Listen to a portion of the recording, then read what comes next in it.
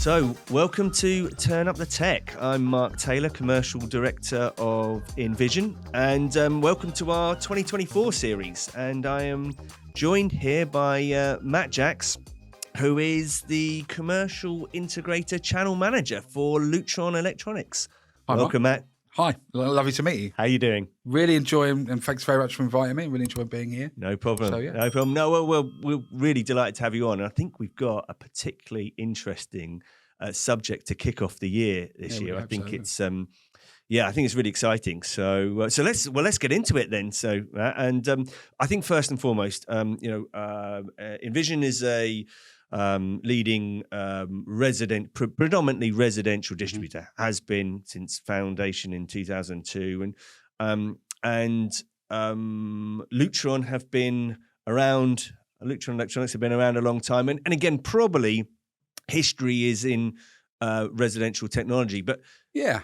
But if I just say, because I sometimes make too many presumptions when I do these things that people in the audience will know. Oh yeah, Lutron Electronics, and most will. But give us a 5-minute just on Lutron Electronics to start with. I think no worries, right? So we started our journey in the mid-50s with an idea. And the idea was to bring drama and theatre into people's homes to save money by controlling artificial light. Our founder left the Navy with that idea and distilled that into his first product. He launched that product in 1961. And that was the world's first dimmer. So we invented dimming. And that's our kind of claim to fame, I suppose, our trivial pursuit question, if you will.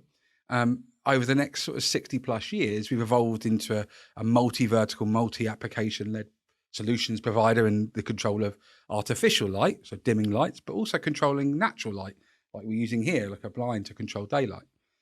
We operate in hundreds of countries across the world, about 125 in total, and offices in about 30.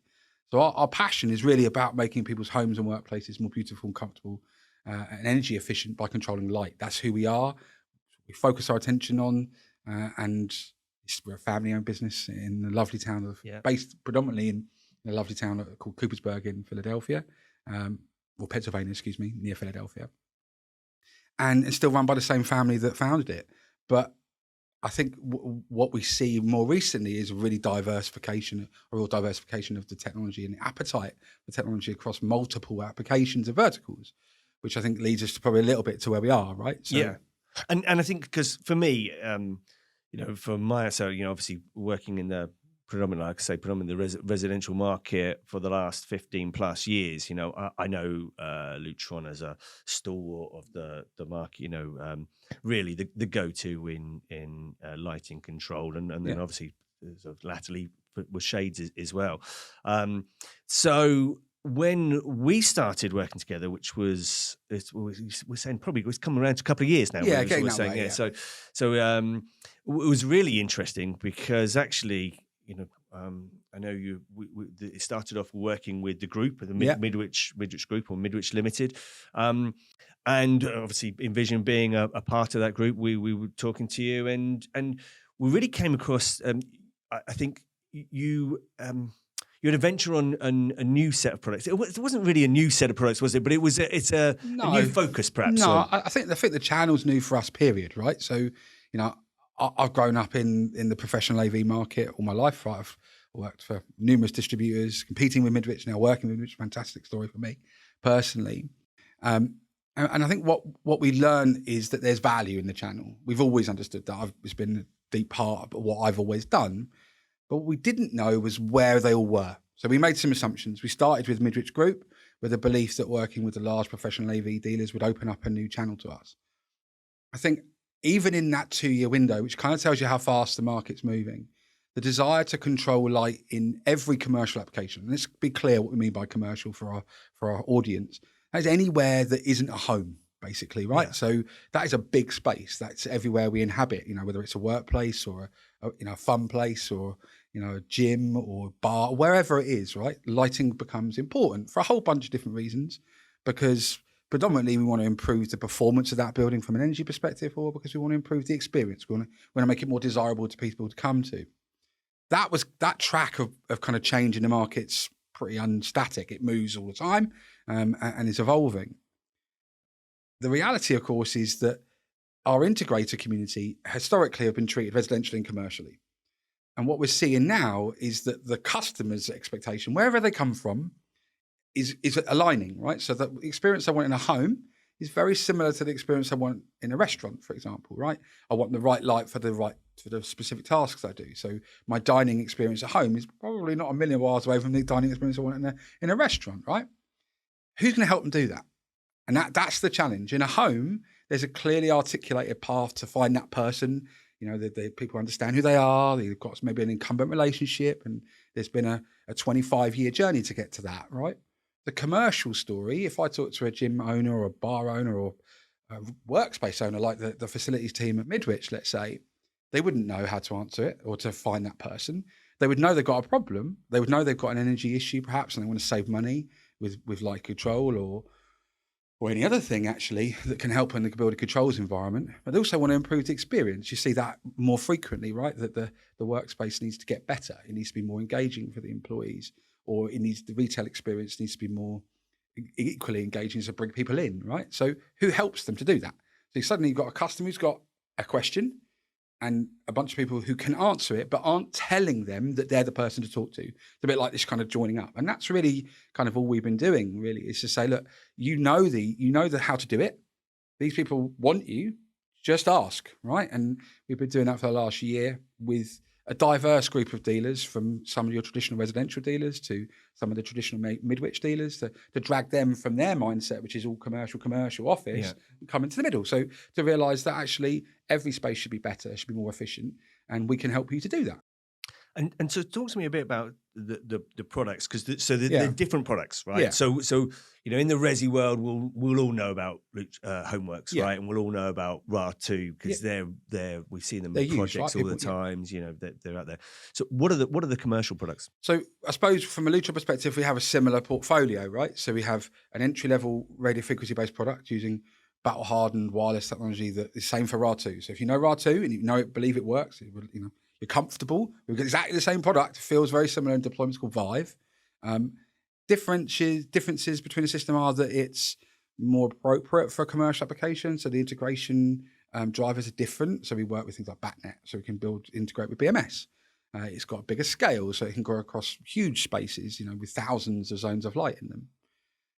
But still relatively easy to deploy, really focused on retrofit.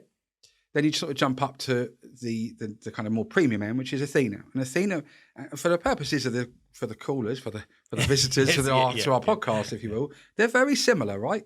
Vive and RA2 feel very similar. The boxes, the way you program it's all app-based, it's all pretty simple, but hugely scalable. And then Athena and Homeworks are basically the same. So the wiring topology is the same, the programming platform's the same, but again, the feature sets are just slightly different. They're more appropriate for an application in a commercial or in that middle ground, the sort of resi-mercial space. Don't really like that word, but you get my point, right? That middle ground where things are colliding. We want a better residential experience, but more commercially focused, right? So I think, it is that. So it's a very simple architecture, which is mirrored to what most of the callers already know, right? So from a resi integrator perspective, actually there's familiarity. Yeah, right? definitely. So that's a real significant advantage. Yeah. And I remember when we started talking, and actually, being quite open with everybody here, we were sort of going, okay, how does Invision get involved? I think we were all sort of scratching our head a bit at the start, going, what can we do here? And probably actually we started off with going, well, probably not a lot. So we probably we backed off a bit, didn't we? And and I think actually it was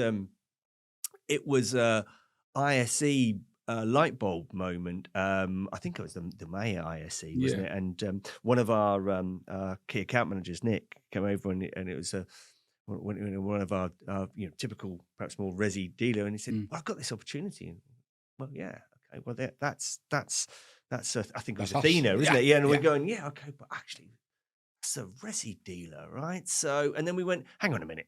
We all know resi dealers have been doing commercial. They've been doing it for ages, haven't they? Just don't call it commercial. And it's just, and although so predominantly maybe they see themselves as a resi dealer, but actually there's always been an element of commercial in there, and that's for a reason, because they have a relationship with their client, and that client owns a business, and they trust them to do that, or actually they've got a set of skills which is perhaps different to maybe more traditional commercial integrators. And that's the area I think that's most important, for us all to remind ourselves, is that the integrator helps, a bit like a Swiss Army knife, kind of answer all the questions that the customer needs.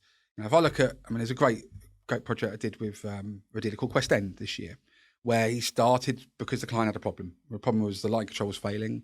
It's a restaurant. It was a pretty nice restaurant, but not like ultra high end, not a Michelin star or anything. He came in, he did the project for the lighting control, and then the client was like, well, clearly you're competent in every other area. I need help with my door access. I need help with my network and my audio. Can you help me with a lot? And of course the answer is yes, because that's the skill set that you have as someone who can put your hand to anything or learn anything, or identify products that can fix problems. That's what integrators do, right? They solve problems with solutions that they have. That doesn't matter what vertical it's in. It could be, like I say, anywhere, home, office, gym, it doesn't matter. The problems are still the same. How do I fix this problem? Can someone help me? And I think what's interesting for me is, so when so after that experience, that got us to start talking again, and I remember coming down to your experience center, and we sort of talked a bit over it, and maybe I'll admit it, I think I was probably even trying to overcomplicate it to that. I was trying to see what I could integrate in with and do all those things, and I actually remember you saying to me, "Well, yeah, but we can probably do all those other things and do all these clever things, integrate there, but actually just thinking about it in its own right, think about this opportunity." And then I remember you talking to me about like the sort of 3 pillars of opportunities, and you can tell me a lot better about these than myself. But it was obviously the planning regulations, so Part L, that's that, and then obviously at the same time as well, energy costs were through the roof, so energy saving. And then for me, actually, the one that probably really made it dawn for me was actually that you demonstrated in your boardroom the difference in changing lights and what that could do to a Zoom call, or what that could do to a meeting, and just by changing that environment. And I went, and I thought about the environment. I thought, actually, we actually all of it's post-COVID, it's changed. Right, the environments we work in are not 100%. The same anymore. No one wants to work in. Gone are the days where you accept working in a badly lit. But you won't work there, right? So you work from home. So why would you bother? So I think you've articulated it kind of perfectly, right? Our journey has been to that point, was understanding the kind of key benefits of our solutions. We knew what our products did, but why would they do it? If you look at the post-COVID world from an energy or a compliance point of view, the changes in regulations specifically around Part L put a lot of opportunity on the table in the main for new buildings today. And what a bit more about what was that? So Part L is part of the list of letters that the building control team would use to basically say, is this building up to scratch? Can I sign off on it, right? And Part L is about energy and conservation. It basically talks about how much energy the building will use. It's a huge document. We are 3 points in that. I say the royal we of all lighting control talks about how lighting control can affect and why it needs to be in a building. So in a large new building, you look around all your major cities in the UK, anything new that's going up will have to comply with that regulation. Otherwise you won't get planning permission. You won't get sign off, right? So that would be, no space can be overlit. So basically you need your lights to be dimmed, broadly speaking, or dimmable. Every space needs to be optimizable, which means occupancy, daylight control, and time clock control. And the third point is that the system ideally needs to be able to report on energy, but also we'd like to be able to pass that information into a BMS. So that's today. That's the starting point of a compliance-led sale for light control in commercial spaces, all commercial spaces. Yeah, of course, that's going to move. So that's our starting point. That was 2 years ago. That was initiated and codified this year. So it is an agenda that matters. Now, alongside that, over that same 2-year period, unfortunately for many parts of the world, the cost of energy went up, right? We all went through a really profound change in our understanding of what the cost of energy would be. It was historically 18, 20p, whatever. And we were like, I remember talking to a colleague of mine, Paul Town, when energy went from something like 13 to 18p and thinking, that's a really big growth. Today, we could be looking, and there was a project really early on in our life with Midwich, which you guys discovered, which the energy bill had gone from £520,000 a year for a school to about 3.2 million. Which is unbelievable, isn't it? And how can you... You can't, how are they going to fix that, right? So how do you find that money? And the answer, of course, is they can't. They have to fix the underlying issue. Now, that's going on at different grades, not all as substantial as that, but in the main, energy costs have gone up by 3 to 5 times. depending on what tariff you're on and so on. Of course, we feel that at home, right? Our own penalty of paying energy has been felt probably 3 times, 4 times what it was maybe in 22, 21. And the kind of really disturbing part, I suppose, or exciting part for us all as an opportunity, is that is unlikely to come back to where it was. In fact, it's likely to settle at around about 2 to 3 times is what the research and the consultancy bodies are telling us and informing the government. So, and whatever it is, it won't be what it was before. It won't be 20p, right? Or it's likely to be 30 to 40p. Yeah, I mean, you can pretty much guarantee it's forever. Like petrol, right? It goes up, never comes right back down again. Yeah. So that is an issue. And of course, that static cost of energy led to certain things and habits, right? Like leaving the lights on. We'd never think of doing that in our homes, but in offices, because we've removed the ability for people to control spaces, we assume that the building will run itself. A lot of the time you look around, you go around your local area, how many lights are on in the commercial offices? The answer is all of them. So no one's taking huge amounts of attention to it, but I can guarantee the building owner is. They're looking at that and going, I need to improve that, right? And while I can't precisely tell you exactly what we can save, for sure, I can tell you dimming saves money and controls add value and save further money, right? So those things that are codified in the law in Part L have a benefit for everyone, whether it's a new building or an old building. And of course, when you've got solutions that are retrofittable and more complex for larger spaces, you've got an answer to all those questions, right? So whoever your customer is, there's probably a benefit of using something from Lutron to improve it, right? I think the other part you touched on is experience. Yeah, absolutely, right? If I had an office pre-2020, it would have been, I think, in the main, they would have been average, right? It would have been a place where I came and sat, I worked, I did one thing for the whole day, let's say a hot desk or had a meeting, conversely, wherever they are, right? And so the light I needed was static. It was a certain amount of light to do a certain task. Very easy. The workplace that I go to today doesn't feel like that at all. It's transient in use. So I've got spaces, I'm sure you have here at Midwich, right? You have spaces which we use to perhaps eat or dine in during the day that are also then presentation areas or event spaces. So we're really trying to bring people together to do specific tasks, to collaborate, but to activate, to add value to us as a business, right? You can't have an asset that's just sat there. It needs to bring something more. And that's workspace. If I look at retail, it's been going through a profound change for probably the last decade in making you come back to the high street, right? So we all see that in our own high streets, right?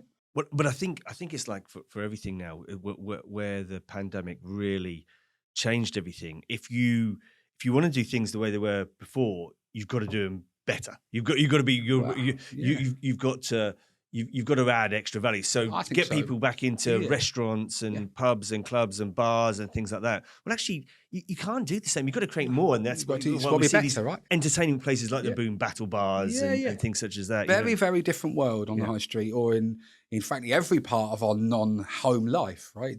It doesn't feel the same. And those two market forces, and they're just two, right? That the experience matters and average isn't okay anymore for any part of our commercial world or a non-home life effectively. And of course, this energy story, right? There are others that will come, whether that's because we want to integrate systems that allow us to understand at greater detail what's going on in our buildings and software platforms. All these things are going on.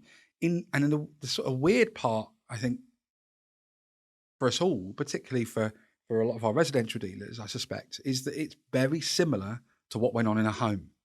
The last 20 years in a home went from very simple standalone systems to where we are today, where everything's pretty complex. It's quite networked. There's lots of programming required, lots of different skill sets.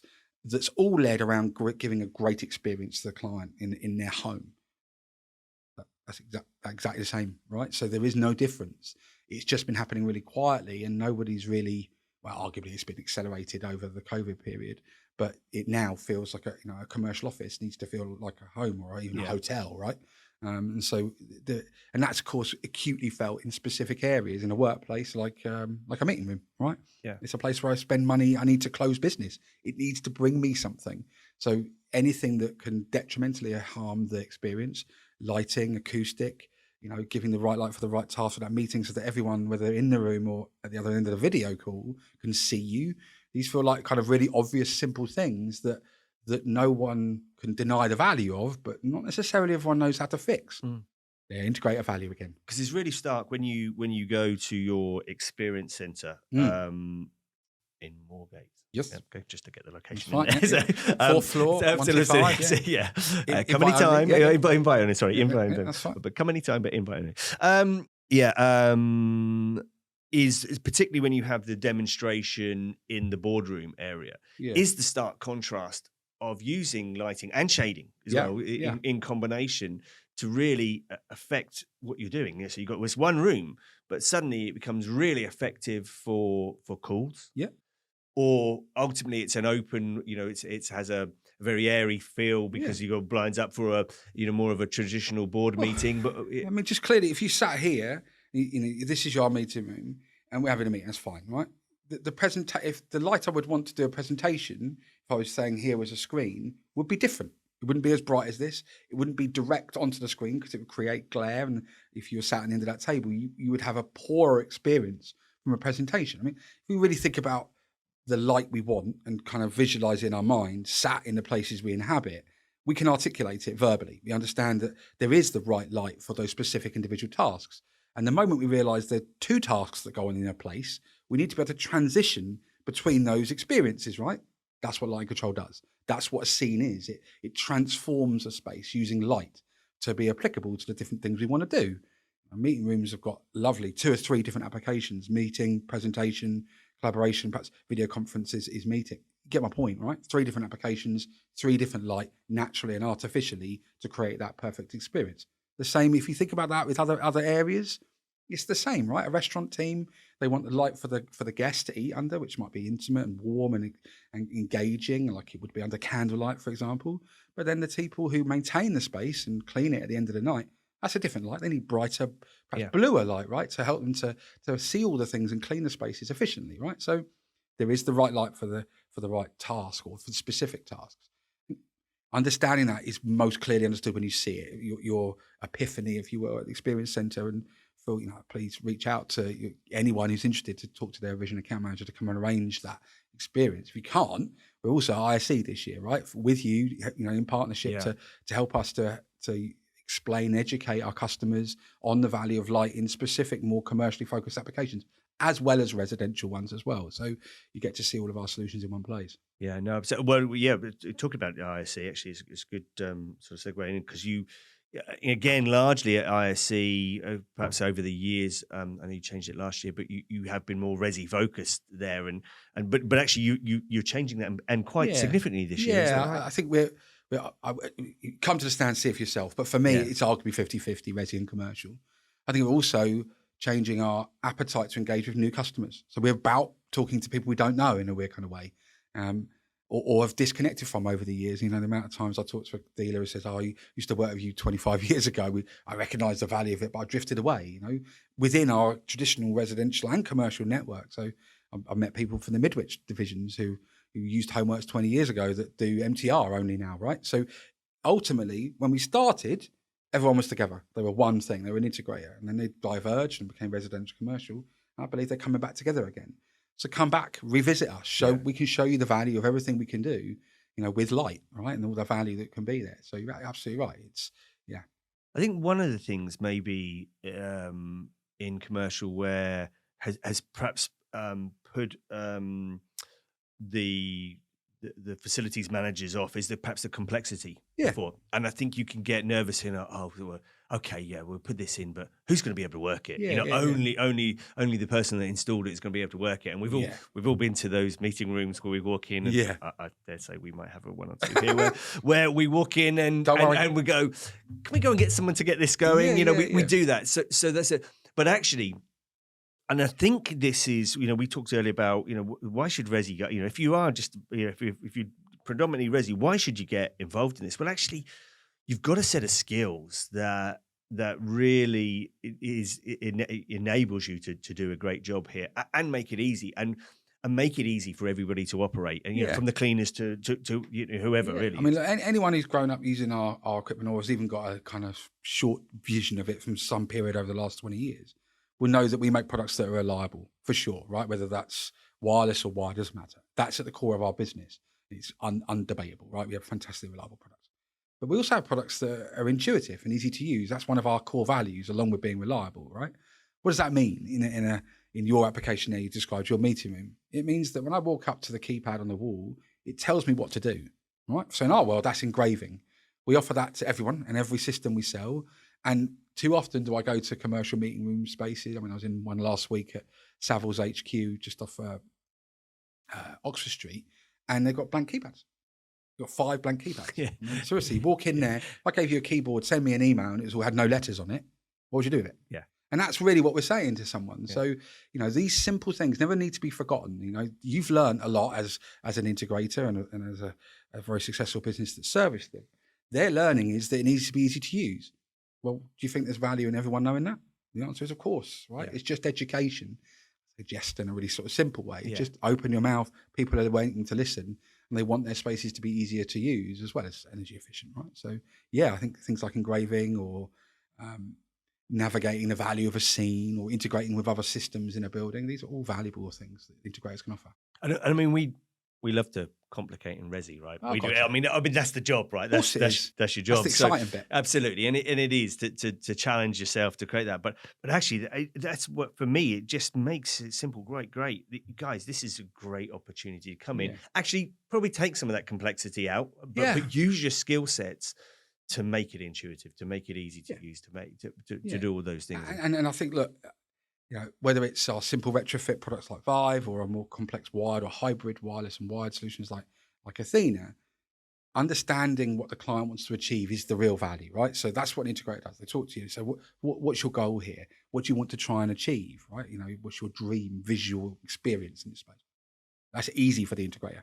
It's easy for line control because that's what we're about. So if you know us and you know how to articulate, everyone can benefit from you. Get out from behind, your chair in your office or doing what you've normally done and go and ask the customers you've worked with historically, or perhaps the people like contractors that you work with and get residential business from. They've probably got some commercial business that they could do with some help with, right? So there's opportunities all over the place to allow you to make more money and be successful with line control. And going back to cost, for example, or cost of energy. And I remember when we were in the meeting, you drew that diagram. Yeah. The one where you draw and you talk about lights all on and look, clearly, right, dimming lights saves money. Yeah. Okay, well, we don't, that's a pretty much a given. But actually that was really compelling when you drew that out and said, well, okay, so let's take this and I take that. I mean, what is for resi integrators who perhaps are talking to those commercial opportunities, like you said there.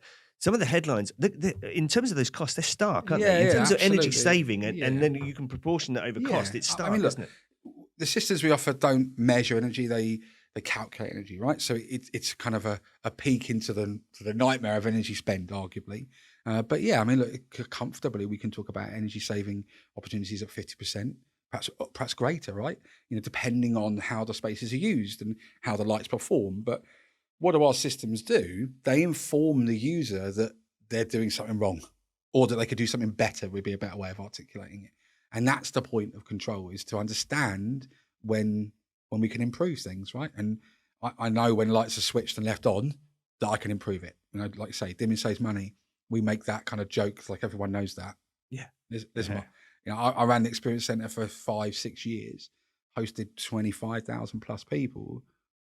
There's one universal, is that not everyone knows that. And it's quite a disturbing amount that don't know it, right? So, or forgotten it, and this is the point, right? The basics, the things that our integrated community really value and understand, like engraving keypads and saving money. Most people don't know those things, because everyone else doesn't do it, or they don't talk about it, right? So, and just because it's our day-to-day doesn't mean that it's everybody else's. Correct, right? Yeah. Absolutely right.